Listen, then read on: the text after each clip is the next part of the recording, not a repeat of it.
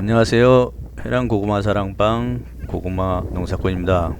오늘은 고구마를 생업으로 하는 고구마 전업농가와 소규모 농가의 고구마 재배 방법에 대한 차이를 비교해보고, 이것만 바꾸면 나도 전문 고구마 농부라는 부제목으로 이야기를 해보고자 합니다. 오늘의 이야기는 2016년도에 고구마 주산지 농가들의 고구마 재배 방법에 대한 설문조사 결과와 제가 그동안 글을 쓰면서 컨설팅하거나 이야기를 나누어서 조언을 해주었던 이야기들, 그분들의 문제점들을 근거로 해서 이야기를 나누도록 하겠습니다. 고구마 재배는 고구마 밭에 경운하고 골 만들고 시비하고 등의 삽식 전 고구마밭 만들기와 그 다음에 삽식 후에 고구마 재배 관리, 병충해 관리까지 포함해서입니다. 그리고 수확과 수확 후에 보관 저장 관리로 보통 나눌 수 있겠습니다. 이거를 순서별로 나누어서 지금부터 이야기를 시작하겠습니다. 고구마 재배에 있어서 초보농가 또는 그 텃밭농들과 그 다음에 전업농가 가장 큰 차이는 거름에 대한 인식 차이입니다. 초보농 또는 텃밭농들이 가장 쉽게 범하는 실수가, 고구마는 거름을 하지 않는다, 거름하면 순만 무성할 뿐 고구마는 달리지 않는다라는 인식이고요. 또 하나는 거름을 한다고 해서 질소 성분이 많은 원해복비나 일반 복합비료를 함부로 쓴다는 것입니다. 작물이 성장하는 데서 가장 필요한 영양소를 질소, 인산, 가리라고 해서 3대 영양 성분이라고 합니다. 그런데 고구마는 뿌리 작물이기 때문에 칼륨을 가장 많이 필요로 합니다. 그리고 고구마 전용 비료를 보면 질소가 7, 그 다음에 인산이 7, 카리가 18, 그리고 고구마의 세포 조직을 튼튼하게 하는 붕소, 즉 붕소가 0.2 정도 들어있고 나머지 미량 요소로 구성이 되어 있습니다. 고구마는 그 칼륨 외에도 미량 요소 흡수량이 굉장히 많습니다. 그래서 처음에 고구마 농사를 지면 거름을 안 해도 고구마 수확량이 제법 나옵니다. 그래서 고구마는 거름을 안 해도 되는구나 하는데, 그 다음에 이어서 계속 거름을 하지 않고 고구마 농사를 짓게 되면은 고구마 수확이 급격하게 떨어집니다. 아마 경험해 보신 분들도 있을 것으로 압니다. 따라서 고구마는 질소를 피하기는 하지만, 질소를 과도하게 주면 안 되지만, 미량 요소 그리고 3요소 중에 칼륨의 소비량이 많기 때문에 충분히 보충해 줘야 합니다. 미량 요소는 유박이나 퇴비로 보충을 해주게 되고요. 3요소는 고구마 전용 복비를 사용하고, 그래도 부족한 부분은 단비로 용가린, 인산은 용가린이고요. 칼륨은 황산가리나 염화가리를 사용하기도 합니다. 다음은 고구마를 심는 두둑과 그 다음에 골의 크기에 대해서 이야기해 보도록 하겠습니다. 그림을 보시면 두둑에 2줄 심기를 했습니다. 그리고 골이 두둑의 반 정도 되는 것 같고요. 이 그림은 더욱 심각합니다. 골이 아예 없고요. 두둑에 2줄 심기를 했습니다. 이럴 경우에 생기는 문제가 무엇이 있을까요? 고구마는 물을 많이 필요로 하긴 하지만 물을 그렇게 좋아하지는 않습니다.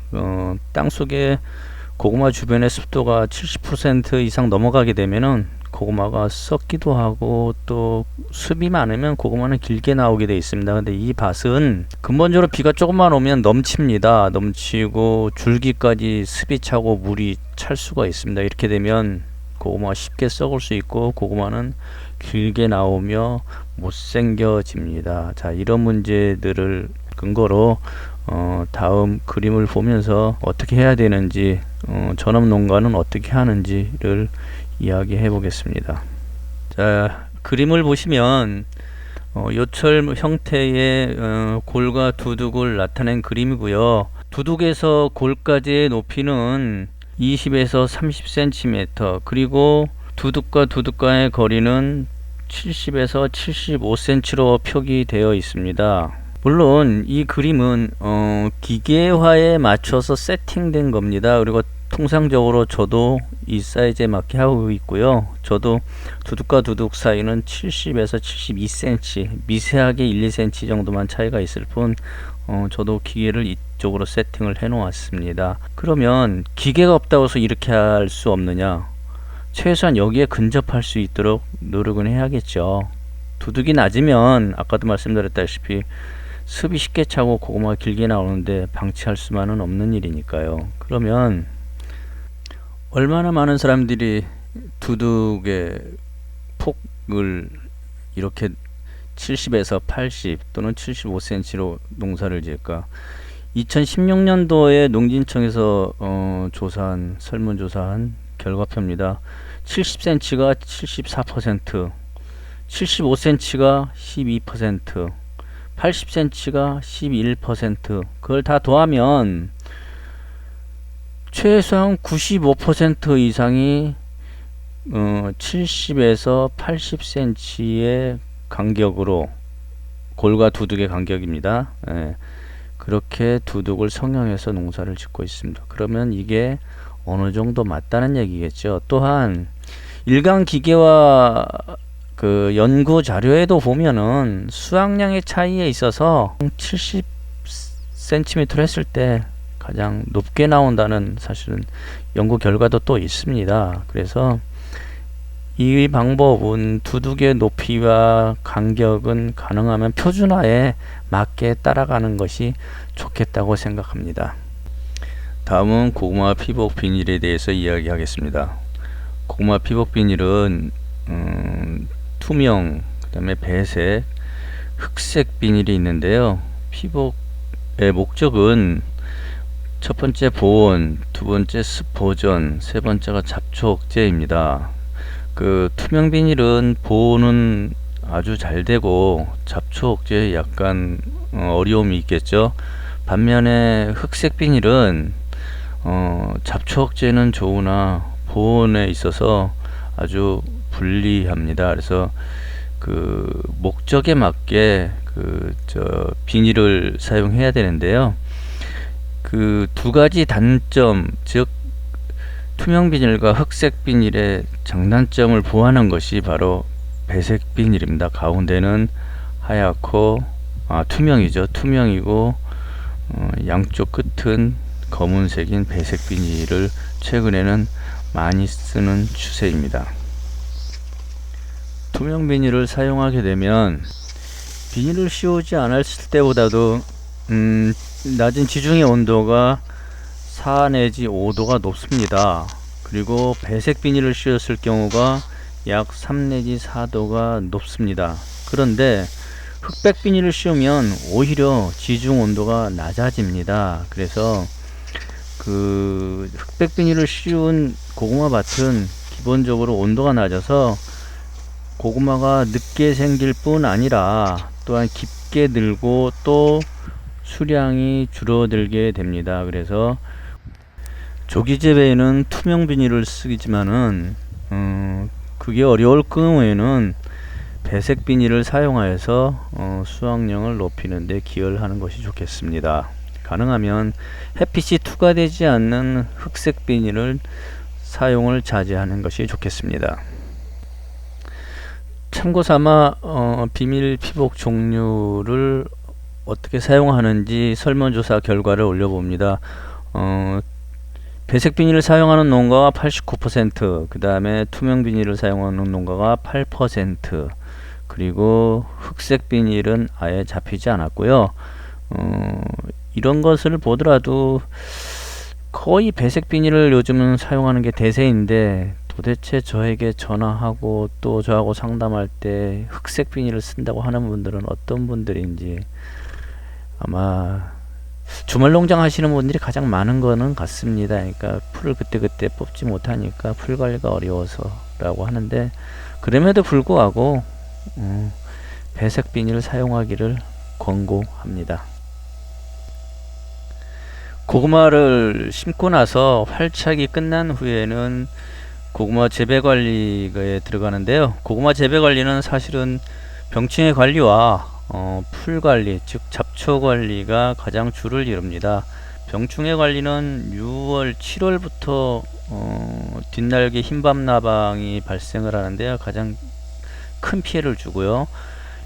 특히 수확기에 발생하는 병충해는 그때그때 제거를 해주지 않으면은 수확량에 많은 영향을 미치므로 많은 신경을 써야 됩니다. 잡초는 꼬랑에는 줄기가 구랑을 덮기 전에, 두둑에서 내려오기 전에 풀약, 즉 제초제를 사용하면 되고요. 두둑에 있는 풀들은 직접 뽑아줘야 됩니다. 근데 지속적으로 한 3번 정도, 그러니까 두둑을 덮기 전에 한번, 장마 전에 한번, 장마 후에 한번 이렇게 풀 관리는 해줘야 깨끗한 고구마 밭이 되겠습니다.